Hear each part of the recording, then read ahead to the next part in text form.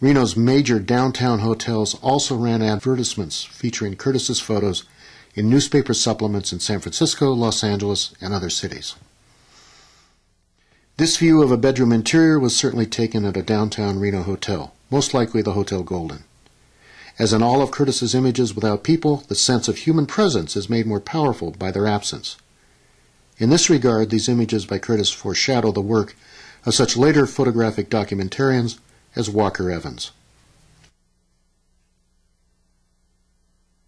The Overland Cafe was located inside the Overland Hotel. Careful use of lines of perspective marked this lively photograph. The serried rows of napkins give the scene an animated aspect. The shape of the cleverly folded napkins is reminiscent of a soldier's helmet or clerical headgear, or even, by a more sinister pseudo-religious mimicry, the hoods of the Ku Klux Klan, which was flourishing throughout the United States in the 1920s. The automobile business was exploding during this period. Automotive dealers were among Curtis's most frequent clients. Sierra Auto Supply Company was located at 11 West Plaza Street. In this view of the first carload of Firestone tires shipped into Nevada, Curtis has carefully arranged them to animate an otherwise dull scene. They look as though they might have rolled up under their own power, a tire roundup, if you will. The image illustrates Curtis's recurrent use of repeated geometric shapes and diagonal perspective lines, leading the viewer into the photograph. Curtis had a genius for photographic composition. Although he used many of the same techniques in each photograph, he varied the nature of the elements and their placement so the images themselves do not become dull or repetitive. Many of Curtis's photographs appear quite ordinary at first glance. However, on closer inspection, details begin to appear odd, unusual, or even bizarre. This image of the interior of the Reno Hide and Fur Company appears quite ordinary, until you see that the glass case seems to hold a strange-looking creature with tentacles. The head-like shape in the lower right of the case looks like the remains of the creature's last meal. Perhaps it was a white poodle. The frequency of such allusions in Curtis's photographs suggests he may have intentionally included them for his own amusement and that of anyone else who might take the time to find them. Beside his usual honesty, Curtis displayed a fine eye for social irony, a quirky visual wit, and a penchant for the odd and enigmatic. As we have seen, objects in Curtis's photographs of business or workplaces are nearly alive in and of themselves. With the addition of people, his images become like stage sets. Some individuals seem to beam with pride in their work and joy with their position in life. In other scenes, the people appear almost existentially isolated, their relationships to other people ambiguous and taut with unspoken or perhaps unspeakable meaning. In part, this may be due to the necessity for the subjects to remain unmoving during the long exposure. But the clarity of Curtis's images and vision make the effect unusually startling. Curtis worked with an 8x10-inch camera, and film speeds were slow. Curtis also employed the newly invented wide-angle lenses to increase this front-to-back sharpness, or depth of field. However, wide-angle lenses distort the subjects, especially near the edges, and distort the image space, making near objects appear to be larger and far objects smaller. This is why the rooms seem to have a cavernous quality, and the people sometimes seem dwarfed by their surroundings. The fact that the people and places in Curtis's images are distorted just below the level of conscious perception is part of what makes them visually exciting. To this mix, Curtis adds interesting-looking or unusual people and locations. From a strictly documentary perspective, the acuteness of detail in Curtis's images is also a treasure. Every detail of business machinery and office paperwork is visible. Even the invoices and tally sheets on an accountant's desk are readable. Here we see the interior of the Conant Brothers store, the meat distributors of Nevada Packing Company. In 1932, the business was located at 759 East 4th Street. Typical of newspaper ads of the time, the scene depicts an Easter sale display and illustrates the abundance of consumer goods readily available in Reno. The photograph shows Curtis's moody and mysterious lighting, surprise details, such as the second butcher reflected in the mirror, and ambiguous interpersonal relationships. The owner or head butcher seems almost teutonically autocratic, while the face of his young assistant seems to register an expression of perpetual diffidence. Cavernous space, eerie lighting, and ambiguous personal relationships are frequent hallmarks of Roy Curtis's work. The owners of this drugstore stand stiffly at the rear, dwarfed to insignificance by the expanse of the shop. Curtis's use of a wide-angle lens exaggerates the effect.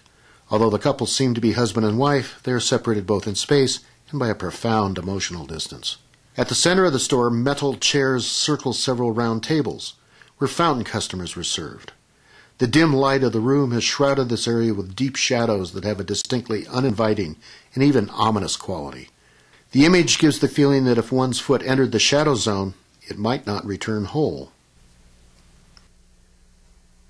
As usual, Curtis has set up his tripod and camera to record the Nevada Auto Supply Company at an oblique angle. This position allowed him to isolate the company sign against the sky. Interpreted as a fine artwork, the image seems to epitomize isolation and economic uncertainty. The dilapidated condition of the sign and its location on the edge of a visually empty space enhance this effect. The lack of customers and the image, typical of all Curtis shots, adds to the sense that the staff, encased behind the glass, are waiting Godot-like, not for proof of God's existence, but for the equally vital existential need, the arrival of a customer. The man in the photograph is taking a part off the shelf as he poses in the auto parts area of an unidentified garage, possibly the Firestone store. Curtis juxtaposes the real parts clerk with the cardboard image of the woman promoting tires in the advertisement to his left. Such visual wit was not typical of photography until the 1950s. Here a man poses at his desk in the office of the Mack Brothers automotive dealership. Curtis loves to include fanciful elements in his photographs to hold the viewer's attention. Here there is a poster from the Hagenbeck-Wallace Circus in what would have otherwise been a dull image. The paperwork on the man's desk shows accounts for shipments of parts. One wonders if he is dreaming about what his life might have been like if he had run off to join the circus rather than becoming an accountant. Roy Curtis made this sensitive portrait of a Native American mother and her newborn child as part of a series at an unidentified Reno hospital in the early 1920s.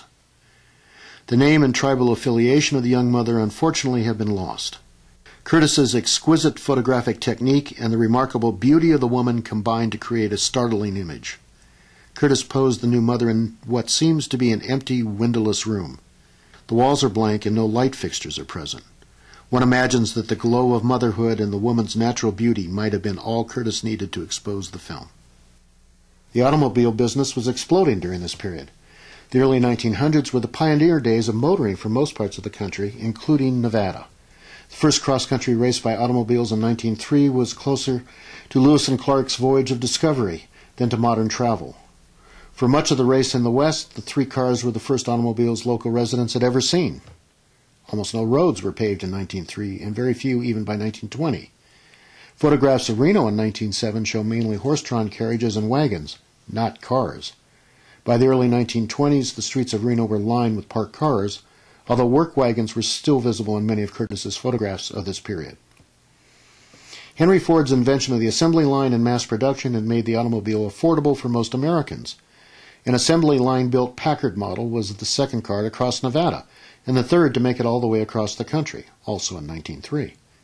In 1921, the Gove Motor Company of Detroit and Idaho planned to set up a Reno assembly plant for their economy model truck and roadster. For many years, Renoites posed with the new automobiles in front of the mansion of the late Senator George Nixon on California Avenue. Here, a woman dressed up in her best clothes poses with a Hudson coupe.